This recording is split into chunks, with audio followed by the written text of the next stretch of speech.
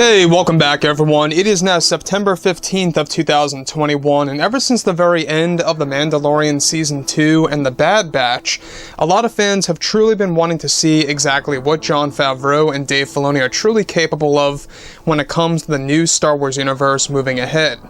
This is Mike Zero. Make sure to subscribe if you're new to the channel for future Star Wars updates. Also, by the way, guys, I am on Twitter at Mike01 if you guys want to go ahead and check me out on there. I do post a couple of entertaining things from time to time and communicate with you guys further. So, we're now in a very interesting spot because we're now in the middle of September. We're getting closer to the marketing of the Book of Boba Fett, which, by the way, is going to be a big deal by Disney and Lucasfilm. They're planning to do this major trailer by early to mid-October that's going to really initiate the marketing of the show that's going to drop in December. And not just that, they're also planning for a Kenobi TV series trailer to drop along with the release of the Book of Boba Fett this December. Hence, meaning of course, we're going to get that Kenobi trailer during the holiday season before its actual launch by spring of 2022. Now, what's really all the more exciting is exactly what Disney and Lucasfilm are aiming for when it comes to Star Wars, right? We all know that everything related to Jon Favreau and Dave Filoni is by dragging in a lot of Star Wars legends back into the mix. That's their ultimate plan right now, is to really kind of take the vision by George Lucas and apply it to the current Disney canon.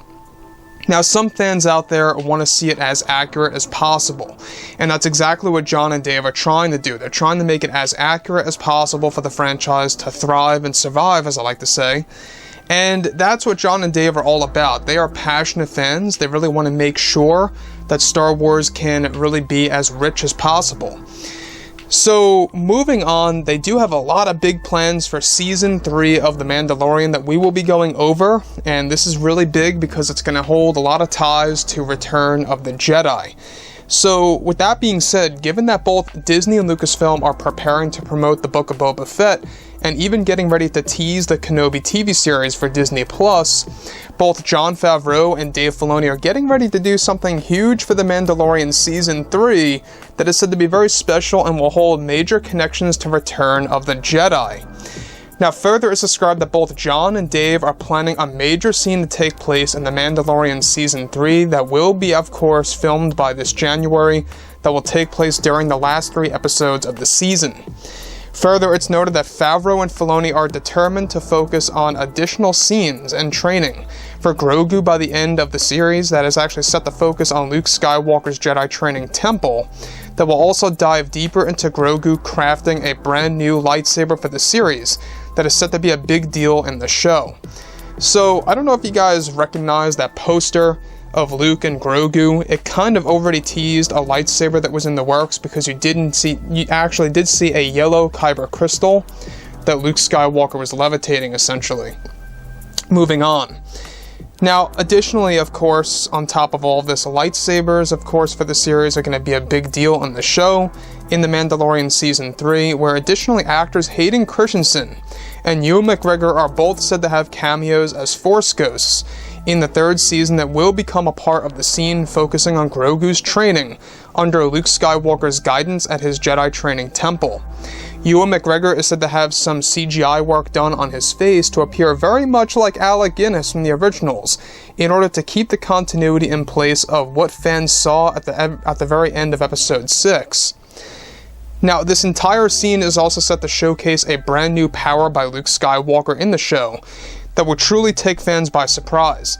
George Lucas is also said to be calling the shots on how the scene, of course, with Anakin and Kenobi will be used to guide Luke Skywalker's training, of course, with Grogu, and crafting his very own first lightsaber. The presence of the Force ghosts are said to aid Luke in putting together Grogu's saber that will be a key element of the sequence. In addition to all of this, it's described that both Hayden and Ewan will be rehearsing together for the scenes sometime around this holiday season, before they shoot it all in January, that will be unveiled to the fans by late 2022. Now, this is said to be the only scene involving Anakin and Obi-Wan Kenobi in the 3rd season of Mando, in that there will be more Force ghosts of them to come into the Ahsoka Tano show with Rosario Dawson. Now, the scene is set to take place some years after Mandalorian Season 2, which indicates that the very end of Season 3 will hold a massive time jump of sorts. George Lucas is also set to use some of his ideas that went unused for of course, Return of the Jedi, to be used in this new massive leak, of course, for Star Wars overall, and how he's actually going to use it for that scene for The Mandalorian Season 3. Both Favreau and Filoni are also set to hire a unique composer to actually create emotional music for the scene that will really move the fans deeply and make it one of the most memorable moments in Star Wars history. Grogu is also said to evolve significantly in its third and fourth season of the series, that will also tap into recovered memories of Order 66 and new revelations about what happened after the events of Episode 3. So, let me just say one thing here. This is a really interesting evolution of Star Wars right now. The fact that Mando Season 1 pretty much was bare bones. Season 2 was a little bit more cinematic, right? We had those great scenes with Ahsoka Tano, great scenes with Luke, Bo-Katan, Boba Fett. I mean, it was amazing.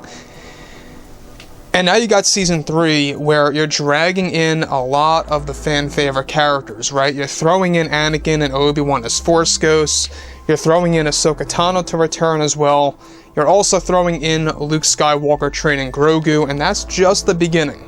Just the beginning of what's to come from Mando Season 3. Now, Season 3 is said to be probably the biggest budget Mandalorian season, so far at least. And that's exactly why. They want to make sure that it's going to be very cinematic from start to finish. You guys may recall that if you watched the second and first season, there are tidbits where it looks very low budget here and there. They kind of want to rid of that.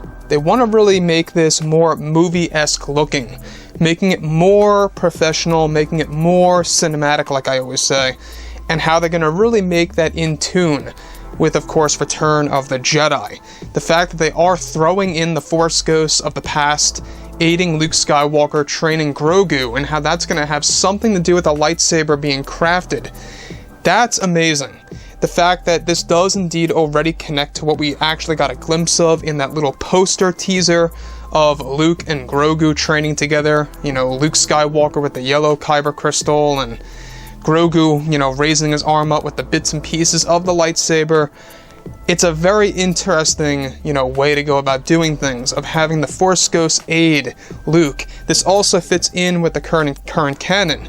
If you guys actually have read the comic for The Last Jedi, as much as I don't like the film, the comic does touch on the fact that Luke actually did have his father, Obi-Wan, and Yoda teach him lessons throughout his entire life as Force Ghosts. And we learn about that a little bit in that comic.